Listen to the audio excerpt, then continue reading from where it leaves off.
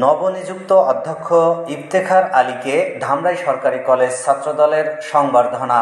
তথ্য ভিডিও চিত্রে আমাদের বিশেষ প্রতিনিধি মোহাম্মদ শামীম আহমেদ। ধামরাই সরকারি কলেজে নবনিযুক্ত অধ্যাপক মোহাম্মদ ইফতেখার আলীকে ফুলের সংবর্ধনা জানিয়েছেন কলেজ ছাত্রদল। আজ দুপুরে ধামরাই সরকারি কলেজ ছাত্রদলের নেতৃবৃন্দদের উদ্যোগে অধ্যক্ষ মোহাম্মদ ইফতেখার আলীকে ফুলের তোড়া দিয়ে শুভেচ্ছা জানানো হয়।